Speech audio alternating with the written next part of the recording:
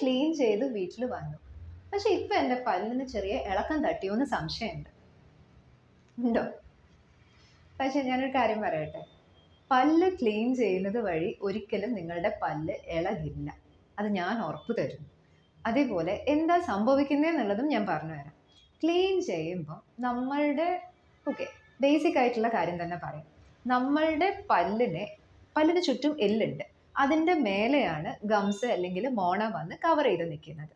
Okay, ഇതിൻ്റെ ബാക്കിൽ കൂടെയും ഫ്രണ്ടിൽ കൂടെയും ഒക്കെ അഴുക്ക് വന്ന് നിറയുമ്പോൾ നമ്മളുടെ ഗംസ് ഇറിറ്റേറ്റഡ് ആവുന്നുണ്ട്. അതായത് അതിന് വേണ്ടാത്ത ഒരു ബാക്ടീരിയ അവിടെ വന്ന് നിൽക്കുവാണ്, അല്ലെങ്കിൽ അഴുക്ക് വന്ന് നിൽക്കുമ്പോൾ നമ്മൾ ഇറിറ്റേറ്റഡ് ആവില്ലേ, അതേപോലെ തന്നെ ഗംസും ഇറിറ്റേറ്റഡ് ആകും. അവിടെ നിന്നാണ് ബ്ലീഡിങ് സ്റ്റാർട്ട് ആവുന്നത്. ആ സ്റ്റാർട്ട് ചെയ്യുന്നതിൻ്റെ കൂടെ കുറേ കാലം ആ ബ്ലീഡിങ് വെച്ചുകൊണ്ട് നടക്കും. ഇനിയല്ല, കുറച്ച് പേര് എന്താ ചെയ്യുക, ബ്രഷിങ്ങേ നിർത്തി കളയും, നേരെ മറിച്ച് കൈ കൊണ്ടൊക്കെ തേക്കാൻ തുടങ്ങും.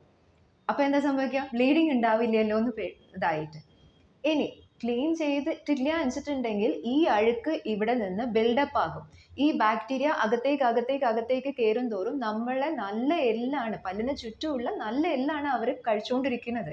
അപ്പൊ എന്താ സംഭവിക്കുക, പല്ലിന്റെ അറ്റാച്ച്മെന്റ് ഓൾറെഡി വീക്ക് ആയിട്ടുണ്ടാകും. ഈ കട്ട സാധനത്തിന്റെ മുകളിലായിരിക്കും ചില പല്ലുകൾ പിടിച്ചു നിൽക്കുന്നത് തന്നെ. ഈ സാധനം നമ്മൾ ക്ലീൻ ചെയ്യുമ്പോൾ റിമൂവ് ചെയ്യുമ്പോഴത്തേക്കുണ്ടല്ലോ, പല്ലിന് ഇനീഷ്യൽ ഡേയ്സിൽ കുറച്ച് ഇളക്കം തോന്നും, അത് സ്വാഭാവികമാണ്.